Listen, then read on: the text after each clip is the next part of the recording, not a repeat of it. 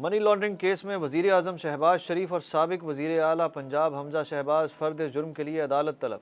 وزیر اعظم شہباز شریف طبیعت ناسازی اور حمزہ شہباز کمر میں تکلیف کے باعث عدالت پیش نہ ہوئے۔ دوران سماعت حمزہ شہباز کے وکیل نے ان کی میڈیکل رپورٹس عدالت میں پیش کیں۔ دوران سماعت ایف آئی اے نے اشتہاری ملزم سلمان شہباز کی جائیداد کا ریکارڈ پیش کیا۔ لاہور کی اسپیشل سینٹرل عدالت نے شہباز شریف اور حمزہ شہباز کو فرد جرم عائد کرنے کے لیے طلب کرتے ہوئے سماعت 7 ستمبر تک ملتوی کر دی۔ پاکستان کی 4 اہم سیاسی جماعتوں کے امریکہ میں فنڈز اکٹھا کرنے کے لیے فرمز رجسٹر کرانے کا انکشاف۔ P T I, Peoples Party, Muttahida Qaumi Movement اور آل پاکستان مسلم لیگ نے فرمز رجسٹر کروائیں۔ پی ٹی آئی نے فنڈز اکٹھا کرنے کے لیے متعدد فرمز رجسٹر کیں۔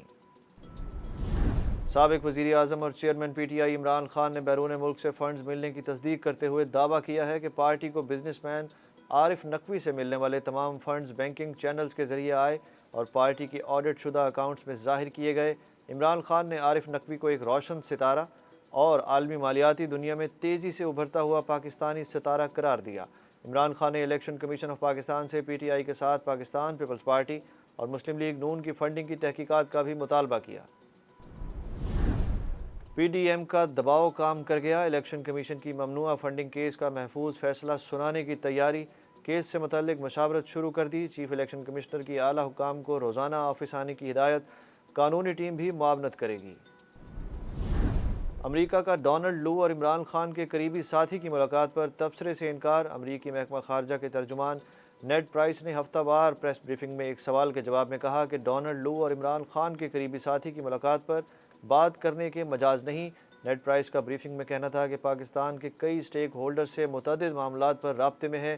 انہوں نے کہا کہ وزیر اعظم پاکستان کے معاون خصوصی اور امریکی نائب وزیر خارجہ کی ملاقات کی تصدیق بھی نہیں کر سکتا۔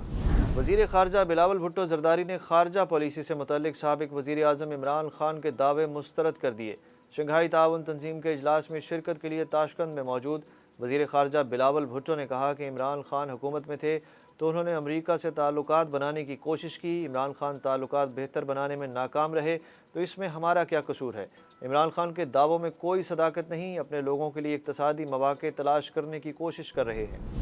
سبطین خان 185 ووٹ لے کر اسپیکر پنجاب اسمبلی بن گئے۔ نون لیگ کے سیف الملوک کھوکھر کو 175 ووٹ ملے۔ نون لیگ نے اسپیکر پنجاب اسمبلی کا الیکشن عدالت میں چیلنج کر دیا۔ نون لیگ نے منصور عثمان کے توسط سے دائر درخواست میں موقف اختیار کیا کہ اسپیکر پنجاب اسمبلی کے الیکشن میں قانونی تقاضے پورے نہیں کیے گئے۔ الیکشن میں بیلٹ پیپرز پر سیریل نمبر درج کرنا آئین اور قانون کی خلاف ورزی ہے۔ ڈپٹی اسپیکر دوست محمد مزاری کے خلاف تحریک عدم اعتماد کامیاب، 186 ارکان نے ڈپٹی اسپیکر کے خلاف ووٹ دیا۔ نئے ڈپٹی اسپیکر کے انتخاب کے لیے کاغذات نامزدگی آج شام 5 بجے تک جمع ہوں گے۔ ڈپٹی اسپیکر کے انتخاب کے لیے اسمبلی کا اجلاس کل اتوار دوپہر 1 بجے ہوگا۔ تحریک انصاف کی جانب سے واسق قیوم، اپوزیشن اتحاد کی جانب سے ڈپٹی اسپیکر کے امیدوار کا نام سامنے نہ آیا۔ الیکشن کمیشن نے پی ٹی آئی کے 11 ارکان کو ڈی نوٹیفائی کر دیا۔ علی محمد خان، فاروق حبیب، فضل محمد، شوکت علی کے نام شامل۔ شیری مزاری اور شاندانہ گلزار کو بھی ڈی نوٹیفائی کر دیا گیا۔ فخر زمان خان، عبد الشکور شاد، اعجاز شاہ، اکرم چیمہ، جمیل احمد خان کی نشست بھی خالی قرار۔ اسپیکر قومی اسمبلی نے 11 پی ٹی آئی ارکان کے استعفے منظور کیے تھے۔ وزیر اعظم شہباز شریف بلوچستان کے سیلاب متاثرہ علاقوں کے دورے کے لیے روانہ۔ ملک کے مختلف علاقوں میں مونسون بارشوں کے طوفانی سپیل نے تباہی پھیلا دی۔ دریائے چناب میں پانی کی سطح بلند ہونے سے ملتان، اچ شریف اور جھنگ کے متعدد دیہات زیر آب آ گئے۔ راجن پور میں کوہ سلیمان کے سیلابی ریلوں سے ہزاروں ایکڑ اراضی زیر آب آ گئی۔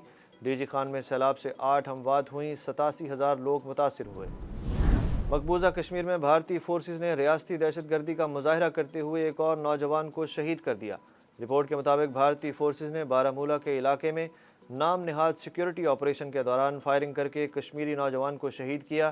بارامولہ اور قریبی علاقوں میں موبائل اور انٹرنیٹ سروس بھی بند کر دی گئی۔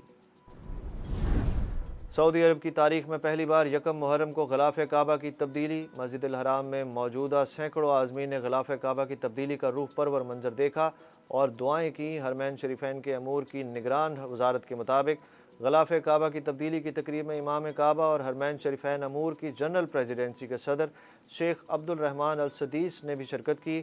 غلاف کعبہ کی تبدیلی میں 200 سے زائد ماہرین اور کارکنوں نے حصہ لیا۔ کامن ویلتھ گیمز کے پہلے روز پاکستانی ایتھلیٹس اچھی کارکردگی دکھانے میں ناکام۔ آرٹسٹک جمناسٹک میں پاکستانی ایتھلیٹ محمد افضل میڈل کی دوڑ سے باہر۔ باکسنگ کے 60 سے 63.5 کلو گرام کیٹیگری کے مقابلے میں سلیمان بلوچ کو بھارتی حریف کے ہاتھوں شکست کا سامنا کرنا پڑا۔ اسکواش کی مینز سنگل کیٹیگری میں پاکستان کے ناصر اقبال نے جمیکا کے جولن موریسن کو 3-0 سے ہرا کر پاکستانی دستے کے برے دن کو اچھا اختتام بخشا۔